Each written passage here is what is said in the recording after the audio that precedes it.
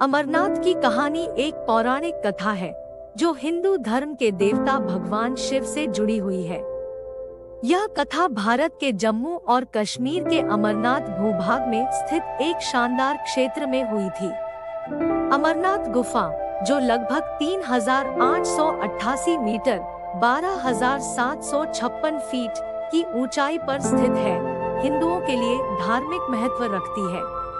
पौराणिक कथा के अनुसार कई हजार वर्ष पहले भगवान शिव ने अमरनाथ गुफा को विशेष रूप से चुना था ताकि उन्हें अमरता और अनंतता के रहस्यों को अपनी दिव्य सहचरी देवी पार्वती को बता सके।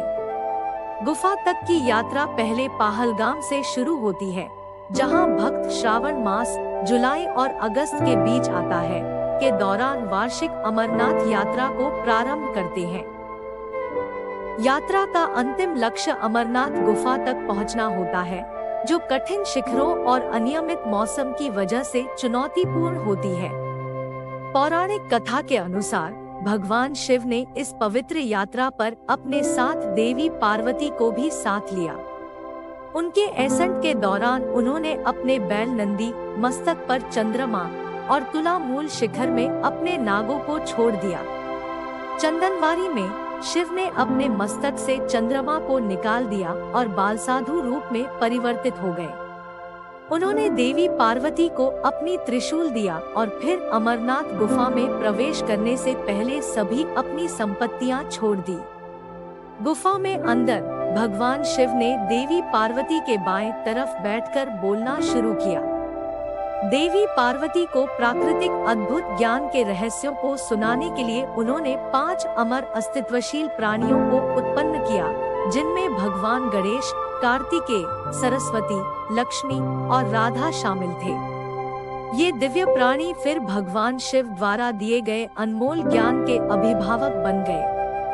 एक दूसरे संस्करण के अनुसार अमरनाथ गुफा में शिवलिंग का निर्माण मनुष्य द्वारा बनाया गया बर्फीला संरचना नहीं है, बल्कि यह भगवान शिव का स्वयं प्रकट होने वाला प्राकृतिक घटना है, जिससे भगवान शिव की ध्यानयोग रूप में दर्शाई जाती है। अमरनाथ की यात्रा में भाग लेने वाले भक्त मानते हैं कि बर्फीले शिवलिंग को देखना एक गहरे और आध्यात्मिक अनुभव होता है। यह कहा जाता है कि गुफा को प्राप्त करके भगवान शिव का आशीर्वाद मिलता है और मोक्ष की प्राप्ति होती है। अमरनाथ यात्रा हिंदू धर्म में सबसे महत्वपूर्ण धार्मिक तीर्थ यात्राओं में से एक है और चुनौतीपूर्ण रास्ते और मौसम की वजह से हर साल हजारों भक्तों को आकर्षित करती है। यह इस्पात भगवान शिव के अनुयायियों की दृढ़ श्रद्धा और भक्ति का प्रतीक रहती है। भगवान शिव के प्रतिवर्ष आयोजित होने वाले अमरनाथ यात्रा से जुड़ी हुई है। यह यात्रा भारत के उत्तरी भाग में स्थित जम्मू और कश्मीर के अमरनाथ गुफा में आयोजित की जाती है। यह गुफा भगवान शिव को समर्पित है और यहाँ हर साल श्रवण मास के कुल्लू अमावस्या से पूर्णिमा तक शिव भक्तों द्वारा यात्रा की जाती है। प्राचीन काल में ऋषि कश्यप और माता आदि शक्ति के घर विवाहित थे। उन्हें अष्टवसु नामक 8 पुत्र हुए थे, जिनमें से एक बाबा भोलेनाथ या भगवान शिव थे। भगवान शिव के नाम से भी प्रसिद्ध भोलेनाथ उनकी सरलता और सहजता के कारण जाने जाते हैं। एक दिन भगवान शिव ने प्रकृति की उत्पन्नता और अनंतता को देखा और उन्हें अपने साथ यात्रा पर जाने का मन बना लिया। इसलिए उन्होंने आपात समय में पर्वतों के बीच स्थित अमरनाथ गुफा में विराजमान होकर ध्यान योग की तपस्या शुरू कर दी। इस तपस्या के दौरान उन्होंने अपने भक्त बाबा मणिकर्ण को भी, जो साथी थे, देखा और उन्हें भी यात्रा में शामिल होने के लिए आमंत्रित किया। तथापि यात्रा को सफलतापूर्वक पूरा करने के लिए शिव ने भक्तों को एक महान कठिनाई का सामना करना था। जैसा कि कहा गया था, अमरनाथ गुफा अत्यंत कठिन और रहस्यमयी था।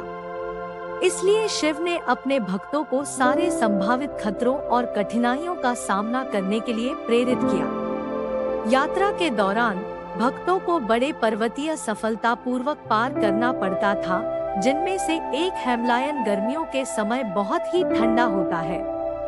इस रास्ते में भक्तों को स्नान करने के लिए अमृत कुंड नामक सरोवर पर जाना पड़ता था, जो भगवान शिव के अमृत बिंदु से जुड़ा हुआ माना जाता है। यहाँ से भक्तों को अमरनाथ गुफा तक पैदल जाना पड़ता था, जो वास्तविक यात्रा का अंतिम लक्ष्य था। अमरनाथ गुफा में पहुँचने पर भक्तों को भगवान शिव के शिवलिंग को देखने का सौभाग्य मिलता था। शिवलिंग को देखकर भक्तों के मन में भगवान शिव के प्रति अद्भुत भक्ति उत्पन्न होती थी और उन्हें अनंत आनंद का अनुभव होता था। इस तरह भक्तों को उनके साथी भगवान मणिकर्ण के साथ यात्रा पूरी करने का सौभाग्य प्राप्त होता था।